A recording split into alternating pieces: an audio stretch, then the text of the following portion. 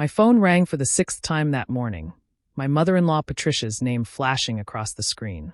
I let it go to voicemail again, knowing exactly what she wanted. The monthly payment she'd been extracting from her son, my late husband Michael, was 3 days late. On the 7th call, I finally answered. Patricia's voice came through sharp and demanding. "Where is my money? The $2,700 should have been in my account on the 1st. I have bills to pay." I took a deep breath, steadying myself for what needed to be said. "Patricia, Michael passed away 2 weeks ago. You know this. You were at his funeral. The monthly payments were from him, not me. They end with his death." There was a long silence then. "What? What do you mean they end? I'm his mother. You have to keep supporting me." "No, Patricia. I don't. And there's something else you should know. But let me back up and explain how we got here. I'm Sarah Chun, 35, a software engineer who married Michael Thompson 5 years ago. Michael was kind, brilliant, and had one major blind spot: his manipulative mother Patricia. When I first met Michael, he was sending his mother $500 monthly, reasonable support for a widowed parent. But Patricia had a talent for gradually increasing her demands, using guilt and emotional manipulation to extract more money. "A good son takes care of his mother," she'd say whenever Michael hesitated about her latest financial request. "After all I sacrificed for you." The sacrifices she referred to were largely imaginary. Michael's father had left them well provided for, with a paid-off house and substantial insurance. Patricia had never worked, preferring to live off her husband's money and then her son's guilt. Over our years together, I watched Patricia systematically increase her demands. The $500 became $1,000, then $1,500, climbing to $2,700 by last year. Each increase came with dramatic stories about unexpected expenses or medical needs. Michael knew she was manipulating him, but felt trapped by obligation and habit. "She's still my mother," he'd say after each expensive phone call. "What can I do?" What Michael didn't know, what I discovered only after his death, was that Patricia had been living quite comfortably on her own resources while treating her son like an ATM. The medical expenses she claimed were non-existent. The house repairs she needed money for never happened. I hired a private investigator after finding inconsistencies in her financial requests. The results were shocking. Patricia had substantial savings, investment income, and a secret boyfriend who lived with her while pretending to be a paying tenant to justify more demands for money. Michael never got to learn the truth. The heart condition he'd had since childhood finally caught up with him 2 weeks ago. He died peacefully in his sleep, leaving me with grief, memories, and the task of dealing with his deceptive mother. Patricia showed her true colors at the funeral, spending more time asking about Michael's life insurance than mourning her only child. She cornered me at the reception, demanding reassurance that her monthly payments would continue. "Of course they will," I'd lied, buying time to complete my investigation. "Nothing will change." Now, 2 weeks later, with solid proof of her deception in hand, I was done playing along. But Patricia wasn't accepting the news about the payments ending. "I'll sue you," she shrieked through the phone. "I'll tell everyone what a horrible daughter-in-law you are." "Before you do that," I said calmly, "you might want to come over. There are some documents you should see." Patricia arrived at my house an hour later, designer purse swinging like a weapon. She dressed for battle in expensive clothes bought with Michael's money. "Show me these supposed documents," she demanded, settling onto my couch like a queen on her throne. "This should be entertaining." I opened my laptop, pulling up the investigator's reports. "Let's start with your medical expenses. The ones you said required an extra $700 monthly? Interesting that there's no record of these treatments at any local facility." Patricia's face flickered. I went to private specialists. Very exclusive." "Really? Then why do your credit card records show you were actually at luxury spas during those supposed appointments? Here's you getting a $500 facial when you were supposedly having dental surgery." The color began draining from Patricia's carefully made-up face. "You investigated me? How dare you? Oh, there's more. Let's talk about Tom, your paying tenant, who's actually your boyfriend of 3 years. The one you claimed needed rent support when you demanded another increase last year. That's private. Private like the joint bank account you share with him? The one with a healthy 6-figure balance? Or private like the vacation property you bought together in Florida?" Patricia's hands began to shake. "You had no right to look into my finances.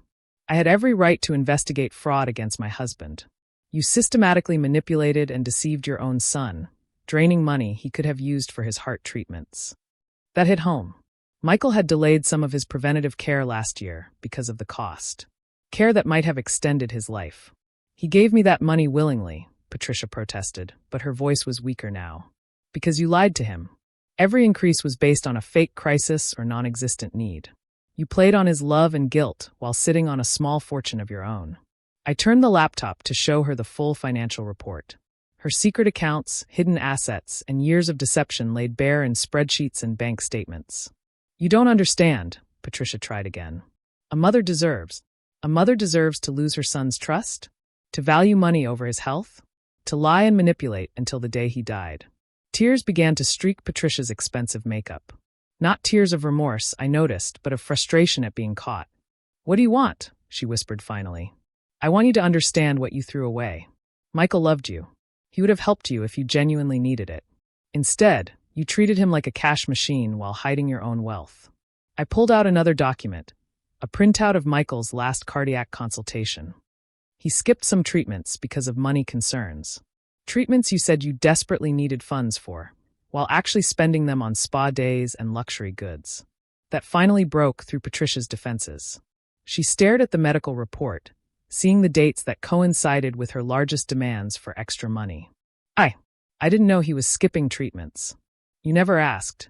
You were too busy inventing new crises to extract more cash. Well, it ends today. No more payments, no more manipulation, no more lies. But what am I supposed to do? Live on your own considerable resources? Sell some of your hidden assets? Get a job like normal people? The choices are yours, but they won't include exploiting Michael anymore. Patricia slumped in her designer outfit, the carefully maintained facade cracking. He was all I had. No, he was all you were willing to use. You had opportunities for an honest relationship with your son, but you chose money instead. I showed her more documents, years of her deceptions mapped out in cold financial data. Each lie, each manipulation, each fake crisis documented in detail. I'm sending copies of this investigation to every family member you've been lying to about your financial situation. They should know the truth about how you treated your son. You'll destroy my reputation. Patricia wailed. You destroyed it yourself. I'm just providing evidence. The next few hours were intense. Patricia cycled through anger, denial, bargaining, and finally a kind of defeated acceptance. The investigator's report was too thorough to dispute. What happens now? She asked finally, her voice small. Now you live with the consequences of your choices. The money stops. The lies stop. The manipulation stops. If you try to contest Michael's will or spread false stories about me, this evidence goes public. Patricia left my house a different person than the one who had arrived demanding money. Her expensive handbag seemed to drag at her shoulder like a weight of guilt. The family reactions to the investigation were explosive.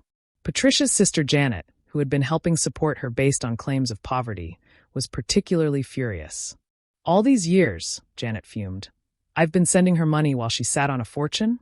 And poor Michael. The boyfriend Tom disappeared as soon as the truth came out, taking a substantial portion of their joint accounts with him. Patricia's carefully constructed world of lies began collapsing around her. Sometimes karma has perfect timing. The same week Patricia lost her monthly payments from Michael, her secret Florida property was damaged in a hurricane. Insurance would only cover part of the repairs. Repairs she now had to fund herself instead of inventing a crisis for her son to solve. I could help you with the repair costs, I told her when she called in desperation. But first, you'll need to do something you've never done. What's that? Tell the complete truth. About everything. To everyone you've deceived. Patricia's confession to the extended family was painful but necessary. She admitted to manipulating Michael, to hiding her resources, to inventing crises for profit. She acknowledged how her greed may have contributed to his death by adding financial stress during his illness. I became addicted to the control, she admitted during a family meeting. Each successful lie made the next one easier. I forgot he was my son, not my personal bank. The process of making amends was long and difficult. Patricia had to sell her Florida property and luxury cars. She learned to live on her actual income instead of invented emergencies. More importantly, she had to face the reality that she had squandered her relationship with her only child for money she didn't even need. Michael would have helped you if you were truly struggling. I told her during one of our later conversations. But you chose greed over honesty, manipulation over love. A year after Michael's death, Patricia had changed considerably. Gone were the designer clothes and entitled attitude. She volunteered at a grief counseling center, sharing her story as a warning about valuing money over relationships. I lost my son twice, she would tell other families. Once to death, and once to my own greed. Don't make my mistakes. The monthly payment demands stopped, replaced by genuine attempts to make amends. Patricia couldn't bring Michael back, but she could honor his memory by becoming a better person. I kept the investigator's report, not as ammunition, but as a reminder that truth, however painful, enables genuine change. Patricia's transformation from manipulative mother to repentant parent came too late for Michael to see, but it was real. The money she had extracted from Michael over the years, nearly $150,000, was donated to cardiac research in his memory. Patricia sold her luxury items to contribute to the donation. "It's not enough," she said at the dedication ceremony. "Nothing can repay what I took from him. But maybe it can help other families have more time together." Michael's death revealed not just his mother's deception, but also the power of facing hard truths. Patricia lost her monthly payments but gained something more valuable: the chance to finally become the mother she should have been. Today, when Patricia visits Michael's grave, she brings simple flowers instead of tales of financial woe. The manipulative mother who valued money over her son's health is gone, replaced by a woman learning the true cost of greed. The final payment that never came became a turning point, the end of lies and the beginning of redemption. Sometimes losing everything you demanded opens the door to becoming someone better. Michael's legacy lives on not in monthly checks to his mother, but in the changes his death inspired in her character. The money stopped, but the lessons continue. And Patricia? She finally learned that a mother's love should be priceless, not priced at $2,700 a month. The investigation file stays locked in my desk, a reminder that exposing truth, though painful, can lead to genuine transformation. Patricia's journey from manipulative mother to honest, grieving parent came at a terrible cost, but it was a journey she needed to make. Sometimes the most surprising result isn't just the end of payments. It's the beginning of truth, redemption, and real change. The monthly payment dates pass now without drama or demands.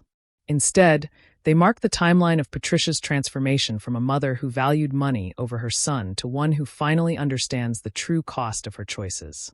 In the end, losing the payments freed Patricia to find something more valuable: the capacity for honest love and genuine remorse. It wasn't the result she expected when she called demanding money, but it was the one she needed most. Michael would be proud of her change, I think. He always believed people could be better than their worst choices. His mother finally proved him right, though too late for him to see it. The final payment that never came opened the door to something priceless: truth, transformation, and the chance to honor Michael's memory with genuine change instead of continuing manipulation. Sometimes the most surprising result is finding that what you lose, money, control, the ability to manipulate, frees you to gain something far more valuable: the opportunity to become someone worthy of the love you squandered.